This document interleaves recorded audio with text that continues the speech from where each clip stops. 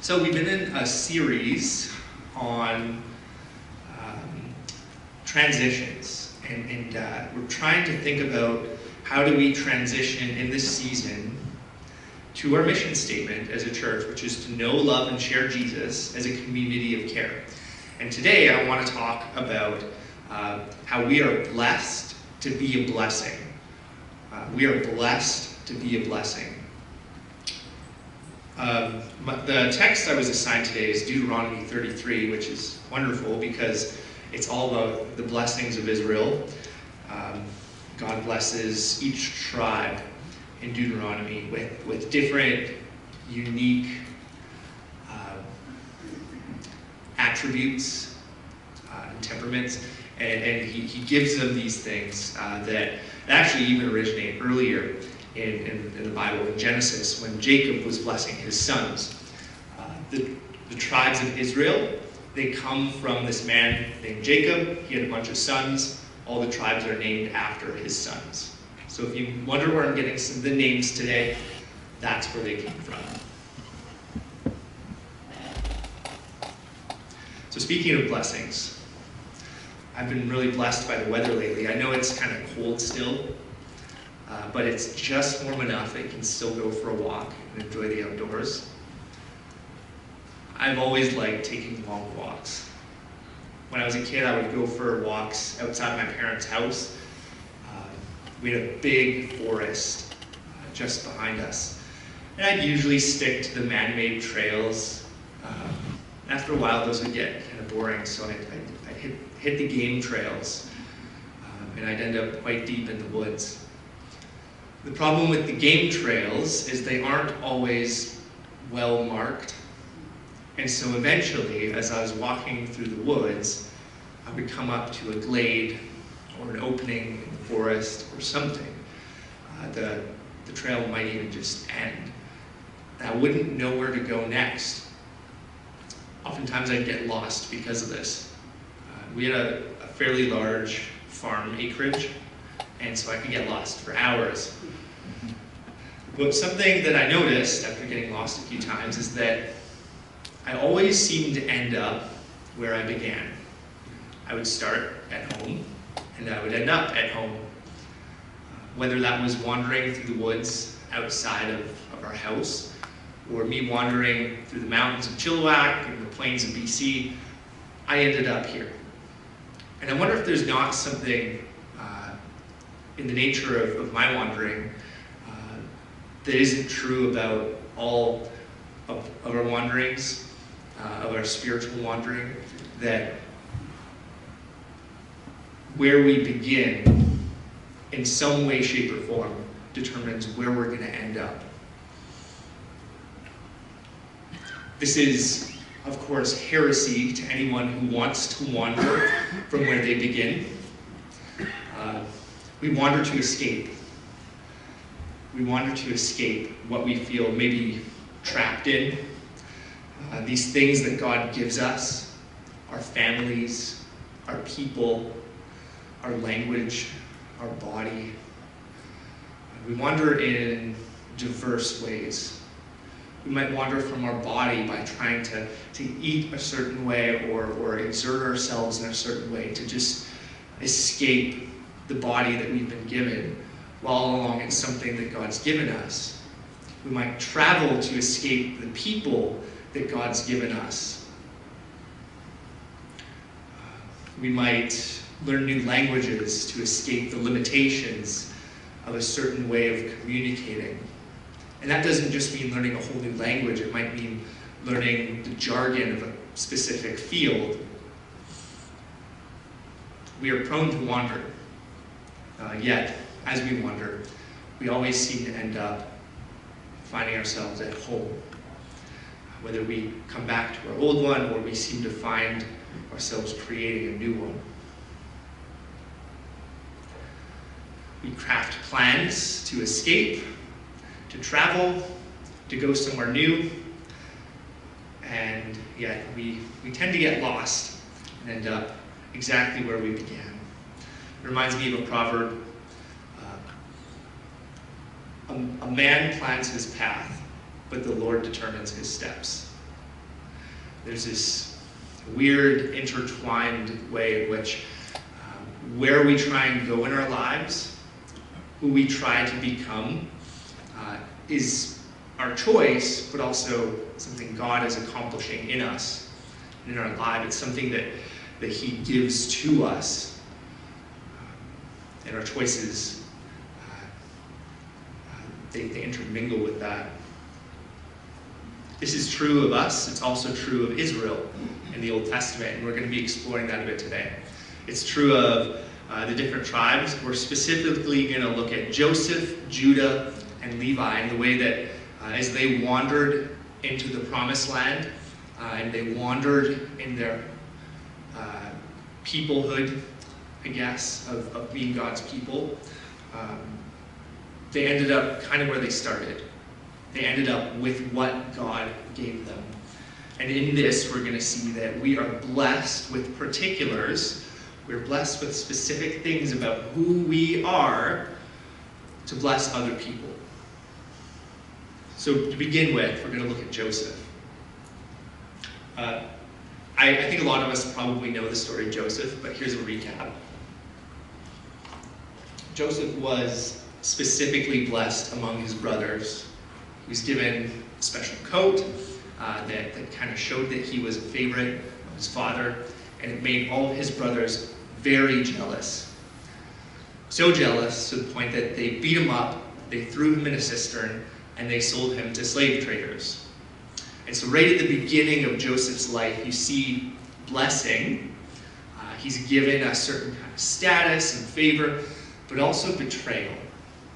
And so these two things were given to Joseph, and you see him kind of working with them throughout the rest of his life. He gets put into Potiphar's house. He's bought by Egyptians. He's put into this guy's house, and he becomes a ruler over the household. He organizes everything. He's like the master slave. And then Potiphar's wife decides to seduce him. Joseph, being an honorable man, says, "No, I'm not gonna sleep with my master's wife." She lies about him, betrays him, again, more betrayal, and he has to go to jail. In jail, Joseph meets two men. They work for the Pharaoh. He interprets their dreams for them, and one of them dies, and the other one gets brought back into Pharaoh's service. Joseph asks him to remember Joseph, and he forgets. So again, more betrayal. After a long time, the Pharaoh starts having these dreams, and this man who was called into Pharaoh's service does remember Joseph, and he brings him out. Joseph interprets Pharaoh's dreams. Pharaoh sees that Joseph is a wise man, and he puts him in charge of all of Israel and their dealings to deal with an upcoming drought. And so through Joseph's life, you see this blessing and this betrayal. And Joseph, being given these two things, has a choice to make. He can bless or he can betray. And ultimately, when he comes into contact with his family again, who are starving because of a drought, he chooses to bless them. He doesn't extract vengeance. He shows them care and love. Now, because Joseph was so blessed, we don't have one tribe in Israel called the tribe of Joseph. We actually have two who came out of Joseph, called Ephraim and Manasseh. And they are the most blessed of all the tribes in Israel. They're the biggest, they're the most abundant, they have the most resources, and they're blessed. But they also live this out in betrayal, because when the kingdom of Israel splits later in Israel's history, they become the core of the northern kingdom. They set up temples to worship false idols. They betray their God. And so there's this identity given to this tribe and this person of Joseph that they begin with, and you see it kind of like a seed growing into what was planted.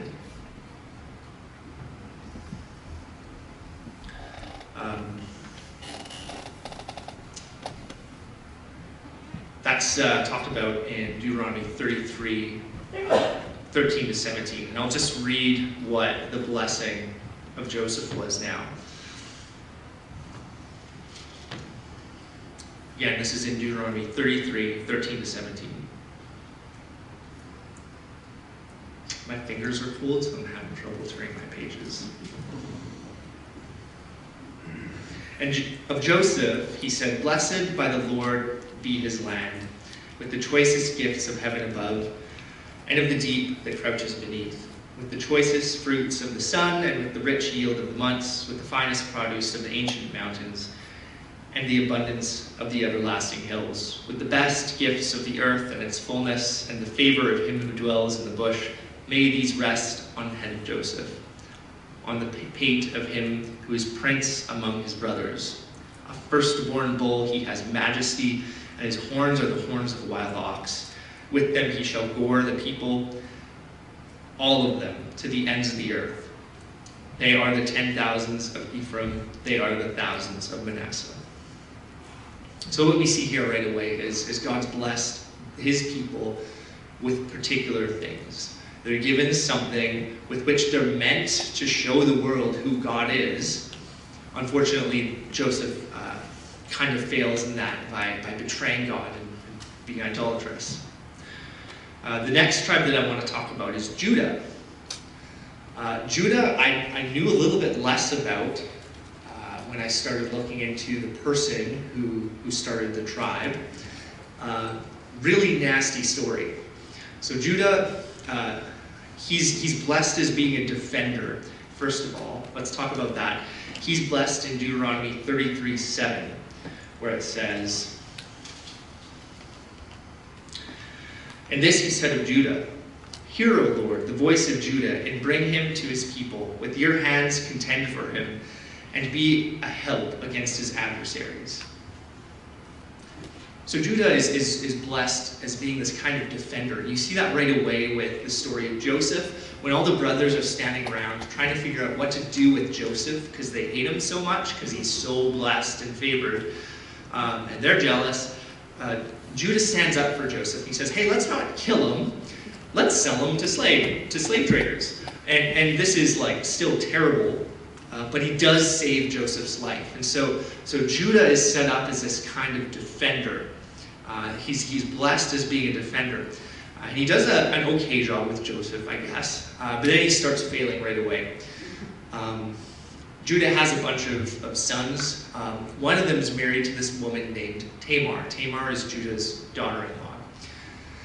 Tamar's husband dies, and so according to Jewish customs, so that Tamar can still be included in the family, she marries Onan, another one of Judah's sons. Onan refuses to have kids with Tamar and takes advantage of her, and so God strikes him dead. At this point, Judah's looking at his three sons, and he's like, "I got one left, stay away from him." Because the other ones died when they married her. So Tamar is kind of ripped off. This leaves her in an incredibly vulnerable situation. She has no family, essentially. She has no. I guess your offspring would kind of be like what ensures you're going to be taken care of in your old age in the ancient Near East. So she has nothing. She's left with nothing. And so she devises this clever plan. She dresses up as a prostitute, and when Judah's walking by, he sees her and he sleeps with her, and she gets pregnant. She does some clever stuff to get proof that it's Judah's kid. But anyways, Judah finds out that Tamar's pregnant. He doesn't know that it's his kid. He's about to kill her when she reveals, "This is actually your kid." And then Judah backpedals a bunch and says, "Okay, you can be part of the family." Eventually, Jesus comes out of Tamar's line. So what we see happening here is that God blesses Judah, the person, with this particular gift that he really struggles with. But he does eventually repent and turn around and live into what God's blessed him with. The tribe of Judah is also blessed as a defender of Israel. When the kingdom splits, Judah becomes the southern kingdom, or the primary core of that. It defends and kind of absorbs the tribe of Simeon and Benjamin. You also have King David, who comes from Judah, and he takes really good care of Israel. He expands the land. And ultimately, Judah is taken away during the Babylonian captivity, and one of the only groups of people who actually come back to Israel and restore the land. Judah is blessed with being a defender, and it continues this story of being a defender. When they cannot defend themselves, when Rome comes in, Jesus comes, God in the flesh comes and defends Judah on its own behalf. And you just see this wonderful way in which God fulfills all the blessings that were offered to Israel, even when they can't live that out themselves. Judah does struggle both as an individual and as a tribe to be a defender of Israel. And what I'm saying is, we see how God kind of, Judah, even as a tribe, as they fail to be a good defender of the people of God, God fulfills that. He doesn't expect them to be perfect. He carries them along. Right? He's good enough for them. Finally, I want to talk about the tribe of Levi. In Levi, we see their blessing in Deuteronomy 33, verses 8 to 11. It says, "And of Levi he said, 'Give to Levi your Thummim and your Urim to the godly one who you tested at Massah, with whom you quarreled at the waters of Meribah, who said of his father and mother, I regard them not. He disowned his brothers and ignored his children, for they observed your word and kept your covenant. They shall teach Jacob your rules and Israel your law. They shall put incense before you and whole burnt offerings on your altar. Bless, O Lord, his substance, and accept the work of his hands. Crush the loins of his adversaries, of those who hate him, that they rise not again.'" So, the individual, Levi, who the tribe comes from, he had a sister named Dinah. Dinah went and hung out with a bunch of Canaanites. One of them saw her. I think his name was Shechem. And he decided, I'm going to take her. She's going to be mine. So he takes her and he sleeps with her, and it's an outrage for everybody. So what Levi does is he does something really deceitful. When Shechem comes from his city and says, hey, I'd like to take Dinah as my wife, Levi says, oh, that's like really dishonorable. We can't give our sisters to you because you're uncircumcised, so you need to have all of the men in your city circumcised. So they all get circumcised. Levi and his buddies go in and kill all of the men in the city. And so Jacob curses Levi and says, you're violent. That was bad. You caused me a lot of trouble, and you're going to experience a lot of trouble. So time goes on. And Levi has this curse. He has this curse that he's going to be scattered. And so we have Levi turn into this group known as the Levites. And while Israel's wandering the desert on their way out of Egypt toward Israel, the promised land, they stop and get the 10 Commandments. And while Moses is up getting the 10 Commandments, Israel starts worshiping cows and golden calves. And Moses comes down and gets really angry at the Israelites. And the tribe of Levi offers to kill anyone who refuses to stop worshiping this cow idol. And so out of that, there comes this blessing that the Levites will be priests in the kingdom of God. And so while they are scattered throughout the kingdom of Israel, when Israel becomes a nation in the land, what was once a curse becomes a blessing and a place of honor for Israel. So even though Levi wasn't really, even though they screwed up, even though they were cursed by God, this pivot, this transition, this repentance, put them in a place where they could receive God's blessing, even as a cursed people. So why am I telling you all this? Why am I going through all this? Well, each group was blessed in a particular way, and that was lived out in a way that we saw happening again and again as like themes throughout their life. And what I want to bring home today is that God has blessed us as a church so that we can make him known in the land that he's given us. And maybe we're not Israel and we don't have a big promised land, but we do have a neighborhood and we do have neighbors. We do have neighbors to make God known to.